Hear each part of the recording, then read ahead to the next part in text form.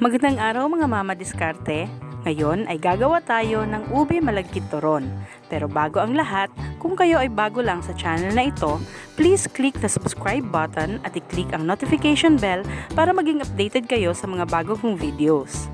So para sa ating Ube Malagkit Turon ay kailangan natin ng 1 cup na malagkit, lumpia wrapper, Jersey ube condensed milk na 1/4 cup, sugar na gagamitin natin for coating mamaya pag nagprito na tayo, oil for frying at toasted sesame seeds for toppings. Kailangan din natin ng palaman para sa ating turon, pwedeng cheese or langka. So una natin gagawin ay magsaing ng malagkit.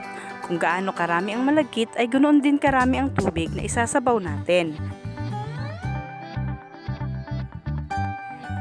Pag naluto na ang ating malagkit, ay ilipat natin ito sa bowl at ihalo ang Jersey ube condensed milk. Haluin natin itong mabuti. Pasensya na po at hindi ko na naipakita sa inyo dahil sa sobrang excitement ko ay naihalo ko na siya na hindi ko pa nai-on ang aking video. At maaari na tayong magsimula na ibalot ito gamit ang lumpia wrapper.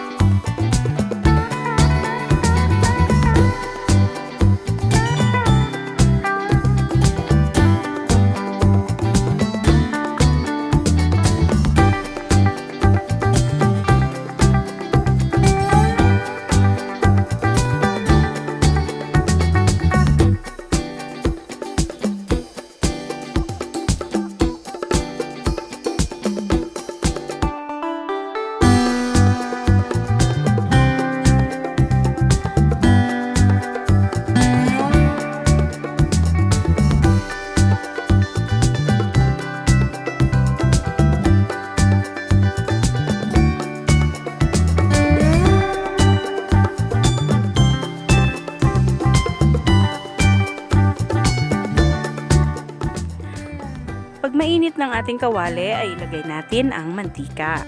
Isunod natin ang brown sugar para sa coating ng ating turon.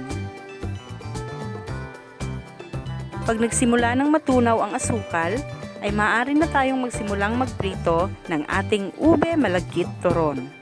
Make sure na nasa low fire po lamang para hindi masunog ang asukal natin, na sanhi para pumait ang lasa ng turon.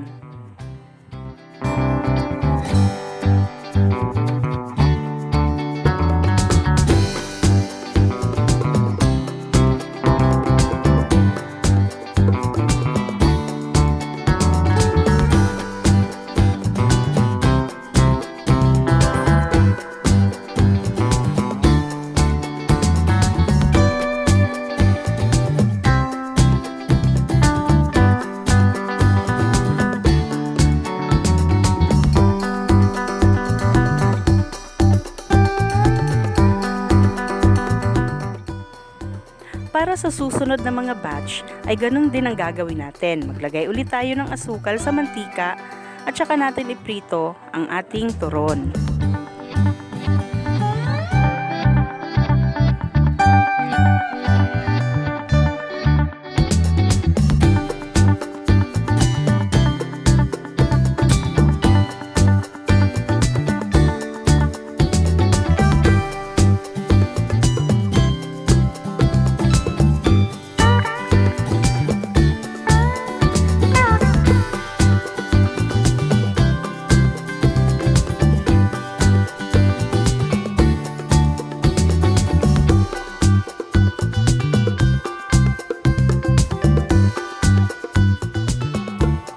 Pagkahango ng ating turon ay lagyan natin o budburan natin kaagad ito ng toasted sesame seeds habang mainit pa at dumidikit pa ang sesame seeds. Ayan, luto na ang ating ube malagkit turon. Maaari po ninyong tingnan sa description box ang costing ng niluto ko kung nais ninyong gawing negosyo ito. Maraming salamat sa panonood at sana ay may natutunan kayo sa video na ginawa ko. Abangan ulit ang susunod kong video at maraming salamat mga kamamadiskarte!